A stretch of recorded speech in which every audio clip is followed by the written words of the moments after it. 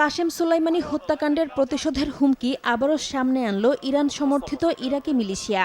মার্কিন president Donald ট্রাম্পকে হত্যার জন্য $1 কোটি পুরস্কার ঘোষণা করেছে ইরান ঘনিষ্ঠ সশস্ত্র জোট Islamic resistance in Iraq IRI। Gulf নিউজের এক প্রতিবেদনে বলা হয়েছে, টেলিভিশনে সম্প্রচারিত এক অনুষ্ঠানে এই ঘোষণা দেয়া হয়।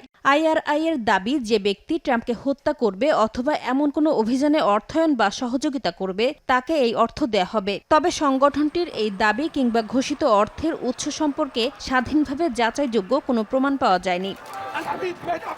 সম্প্রতি হোয়াইট হাউসে ইরাকের প্রধানমন্ত্রী আলী আল জায়েদির সঙ্গে বৈঠকে 2020 সালে ইরানের কুদস ফোর্সের প্রধান জেনারেল কাশেম সোলাইমানি এবং ইরাকি মিলিশিয়া নেতা আবু মাহদি আল মুহান্দিসকে হত্যায় নিজের ভূমিকার কথা উল্লেখ করেন ট্রাম্প।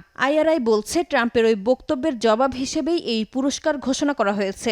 এর আগে আয়াতুল্লাহ আলী খামেনির জানাজায় ট্রাম্পকে হত্যার জন্য $10 কোটি পুরস্কার ঘোষণার দাবি সংবলিত ব্যানারও বহন করেছিলেন ইরানের যুক্তরাষ্ট্র বিরোধীরা। ইসলামিক রেজিস্ট্যান্স ইন ইরাক মূলত ইরানপন্থী কয়েকটি প্রভাবশালী মিলিশিয়া কাতাইব হিজবুল্লাহ, হারাকাত হিজবুল্লাহ আল নুজাবা, কাতাইব সাইদ আল সুহাদা এবং আসাইব আহল আল হাকের সমন্বয়ে গঠিত। যুক্তরাষ্ট্রের অভিযোগ, এসব গোষ্ঠী ইরাক, সিরিয়া ও উপসাগরীয় অঞ্চলে মার্কিন সেনা ও মিত্রদের ওপর বহু ড্রোন, রকেট, ক্ষেপণাস্ত্র হামলা চালিয়েছে। যদিও নিজেদের স্বাধীন প্রতিরোধ আন্দোলন বলে দাবি গোষ্ঠীগুলোর। মার্কিন গোয়েন্দা সংস্থাগুলো দীর্ঘদিন ধরেই অভিযোগ করে আসছে, সোলাইমানি হত্যার পর থেকে ট্রাম্পকে হত্যার ষড়যন্ত্রে ইরান সংশ্লিষ্ট ব্যক্তিরা সক্রিয় ছিল। বিভিন্ন আদালতের নথি, ফৌজদারি মামলায়ও এমন অভিযোগ উঠে এসেছে, যদিও তেহরান বরাবরই এসব অভিযোগ অস্বীকার করেছে।